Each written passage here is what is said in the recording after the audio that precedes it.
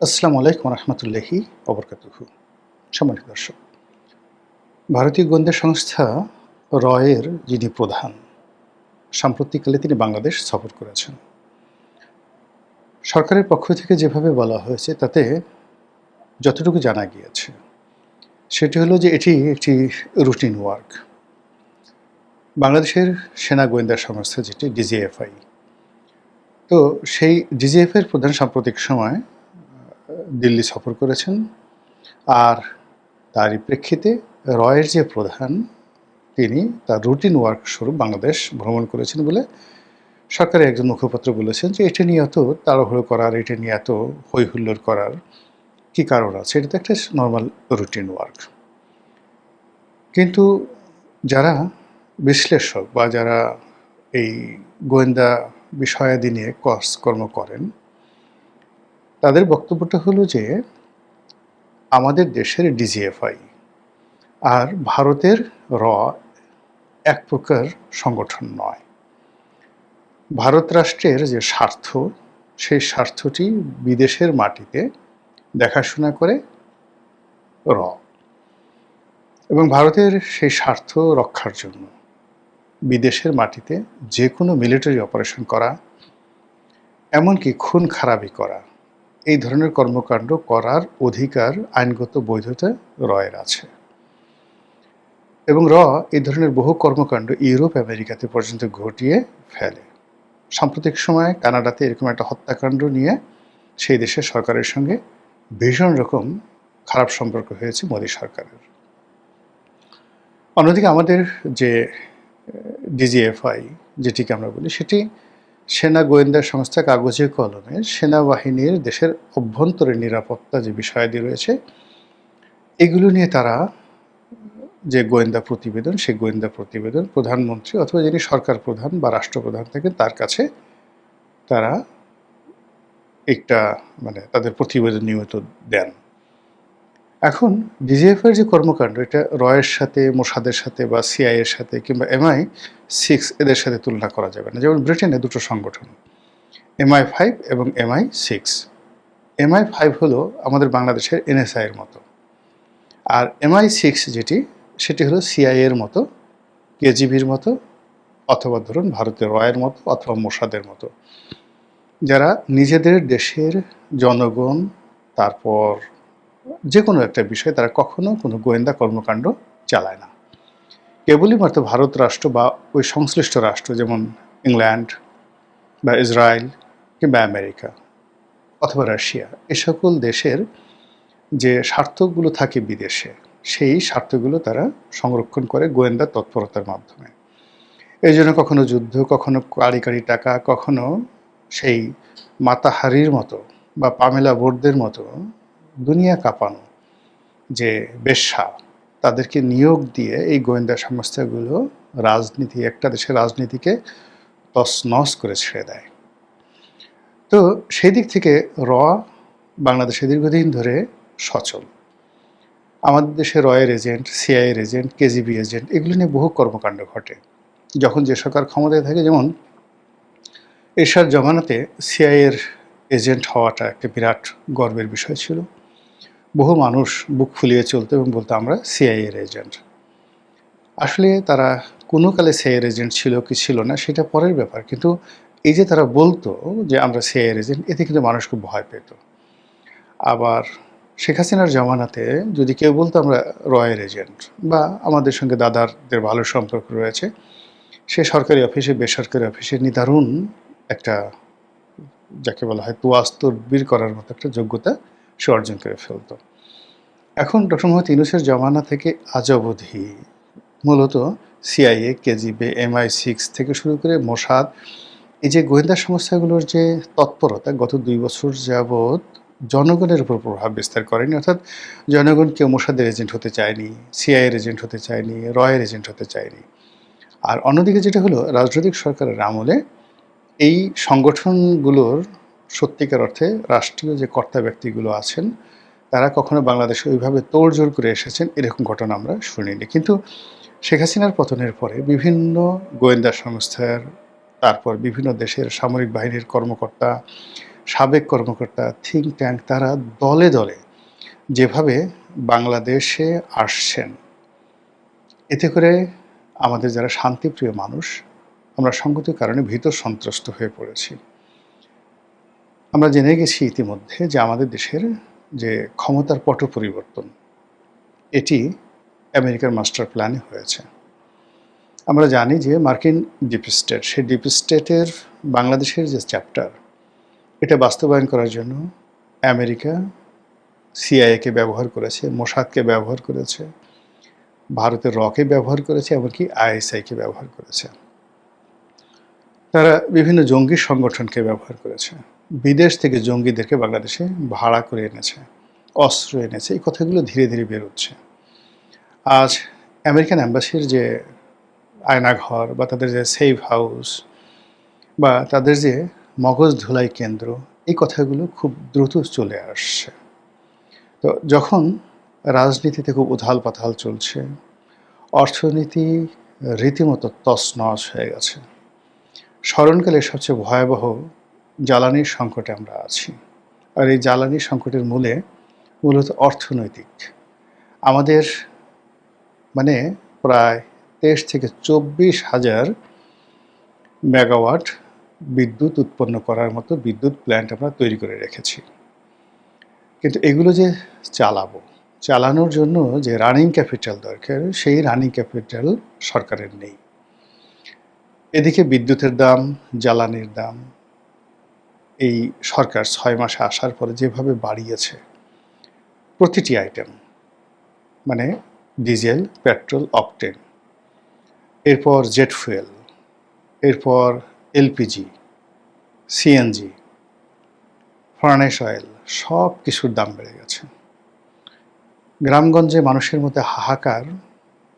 একদিকে তারা বিদ্যুৎ পাচ্ছে না, অন্যদিকে বিদ্যুতের যে মূল্য বৃদ্ধি, তার সঙ্গে সঙ্গে মিটার কারসাজি এবং যেভাবে বিদ্যুতের বিল নিয়ে লঙ্কাকাণ্ড ঘটছে, তার প্রেক্ষিতে অলমোস্ট এভরিডে সারা বাংলাদেশে কোথাও না কোথাও অপ্রীতিকর ঘটনা ঘটে যাচ্ছে। বিএনপি যখন ক্ষমতা আসে, কতগুলো জিনিস তাদেরকে তাড়া করে। যেমন ধরুন এই বিদ্যুৎ নিয়ে সমস্যা।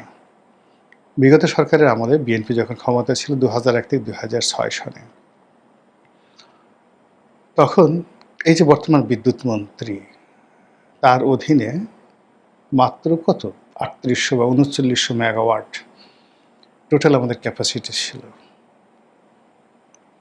তারপর বিদ্যুতের দাবিতে কানসাটে সে বিরাট হত্যাকাণ্ড হয়েছিল। সারের দাবিতে যে কৃষক বিদ্রোহ, তার উপর গুলি চলেছিল। এই জিনিসগুলো কেন যেন বারবার ঘুরে ঘুরে বিএনপির জমানাতে আসে, অতীতে এসেছে, আবার এইবারও ঠিক একই ঘটনা ঘটে চলেছে। 2 নম্বর হলো যে বিএনপির উপরে সবসময় একটা জঙ্গিবাদ ভর করে। সেটি এ যাবৎকালে বিএনপি যতবার ক্ষমতায় এসছে, ততবারই জঙ্গিবাদ, মৌলবাদ, র্যাডিক্যাল ইসলাম বলতে যা বোঝায়, এই শক্তিগুলো সরকারের উপর একটা ভূতের মতো আসর করে রেখেছিল বিভিন্ন সময়টিতে। এবং এইবার অতীতের যে কোনো সময়ের চাইতে এই ইসলামিস্ট যারা আছে, তাদের প্রভাব সরকারের উপর বেশি। সরকার তাদেরকে ভয় পাচ্ছে এবং সরকার এক পক্ষকে দমন করার জন্য অপর পক্ষকে যেভাবে কাছে নিয়ে আসে, তাতে করে পুরো রাজনীতি, অর্থনীতি, প্রশাসন সব কিছু এলোমেলো হয়ে গেছে। ঠিক সেই সময়টাতে যখন শেখ হাসিনা ডিক্লেয়ার করেন যে আমি ডিসেম্বর মাসে আসব, তখন আমরা যারা সাধারণ আমজনতা, আমরা এটাকে তুড়ি মেরে উড়িয়ে দিতে পারি না সরকারি লোকদের মতো। যখন আমরা দেখি যে জুলাই মাসে, বিপ্লবের মাসে, যেখানে শ্রদ্ধা ভরে এই বিপ্লবের প্রতিটি জিনিস আমরা স্মরণ করব, তো সেখানে সেই জুলাই মাসে একটার পর একটা অনার সৃষ্টি ঘটে, সন্ত্রাস, চাঁদাবাজি, মাস্তানি, খুন খারাপি, সেক্সুয়াল পারভার্সন এবং আরও অনেক কিছু পুরো জুলাইকে কলঙ্কিত করে দিয়েছে। এখন আগস্ট মাস চলছে। আগস্ট মাসে এই অস্থিরতা জুলাইয়ের চেয়ে আরও বেড়ে গেছে। প্রতিদিনই কি অবস্থা চিন্তা করুন, একজন প্রধানমন্ত্রী, মাননীয় প্রধানমন্ত্রী, তার আত্মীয় সেই আত্মীয়র একটা পেট্রোল পাম্পে দিনে দুপুরে ডাকাতি করে ১ কোটি টাকার বেশি টাকা সেখান থেকে ছিনতাই করে নিয়ে গেল। সরকারদলীয় একজন সংসদ সদস্য, বিএনপির বয়স্ক মানুষ, তার আত্মীয় স্বজনেরা এই বয়স্ক মানুষের গলার উপরে রামদা ধরে তার সমস্ত সম্পত্তি লিখে নিয়ে গেল, এবং সেটা সে মামলা করতে বাধ্য হলো, একজন সংসদ সদস্য। এরকম কত ঘটনা বলবো, অসংখ্য ঘটনা যেটা সরকারকে অস্থির করে তুলছে। ঠিক সেই সময়টাতে যখন দল বেঁধে মার্কিন যুক্তরাষ্ট্র থেকে রাজনৈতিক নেতৃবৃন্দ আসছেন, সরকারি কর্মকর্তারা আসছেন, গোয়েন্দা কর্মকর্তারা আসছেন, আমরা সব খবর রাখি না, সব খবর জানি না, কিন্তু যতটুকু জানি এটাতেই মনে হয় অস্বাভাবিক। এইভাবে তো অতীতে কখনো আসেনি।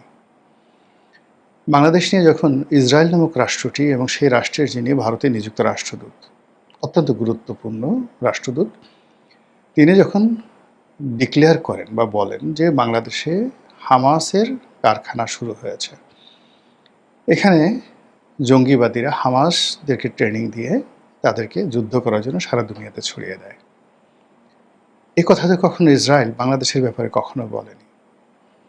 এমনকি ইউনূস সরকারের সঙ্গে যাদের সবচেয়ে ভালো সম্পর্ক ছিল, পাকিস্তান, তুরস্ক, আবার এখন বিএনপি সরকারের সঙ্গে সেই পাকিস্তান এবং তুরস্কের ভালো সম্পর্ক আছে। তো সেই পাকিস্তান যখন বলে যে তাদের দেশের একটি উগ্রবাদী সংগঠন তেহরিকি তালেবান অফ পাকিস্তান, টিটিপি, যারা পুরো পাকিস্তানের এখন ১ নম্বর জঙ্গি সংগঠন, পাকিস্তান সরাসরি রাষ্ট্রীয় চ্যানেল এবং কূটনৈতিক চ্যানেলে বাংলাদেশ সরকারকে জানিয়েছে যে এই টিটিপির যে রিক্রুটমেন্ট বাংলাদেশ থেকে হচ্ছে। এর বাইরে আফগান মুজাহিদিন, তালেবান, আইএস, এই বাংলাদেশ থেকে রিক্রুট হচ্ছে, এখান থেকে বহু মানুষ যাচ্ছে, বাংলাদেশ থেকে বহু যুবক রাশিয়াতে যাচ্ছে যুদ্ধ করার জন্য ইউক্রেনে, কখনো বাধ্য হয়ে, কখনো ভাড়াটিয়া সৈন্য হিসেবে স্বেচ্ছায়। এই বিষয়গুলো তো ঘটছে, এগুলো তো আমরা অস্বীকার করতে পারবো না।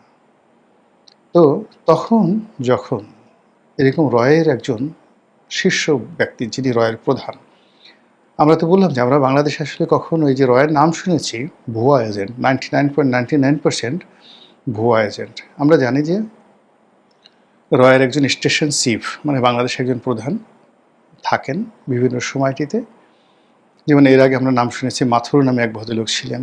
আমরা যখন সাংবাদিকতা করেছি সেই 88-89 সনের দিকে, তখন পাকিস্তানের যে মন্ত্রী ছিলেন, প্রধানমন্ত্রী ছিলেন নরসিমা রাও, তার একজন ভাতিজা ছিলেন মিস্টার ভূষণ, তিনি এই রয়ের চিফ ছিলেন বলে আমরা জানতাম। এবং মিস্টার ভূষণ তখন ইন্ডিয়ান অ্যাম্বাসির নিস্তালার একটা রুমে বসতেন ধানমন্ডিতে 2 নম্বর রোডে।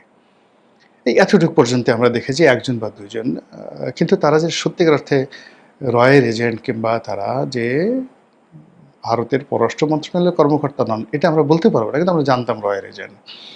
কিন্তু একেবারে সরাসরি ফেজ অফ করে দিয়ে, যেভাবে আমরা অজিত দোভালকে চিনি, যেভাবে আমরা জয়শঙ্করকে চিনি, এইভাবে প্রথম ভারতীয় যে গোয়েন্দা সংস্থার রয়ের যে প্রধান ব্যক্তি, তার চেহারা মোবারক দেখলাম।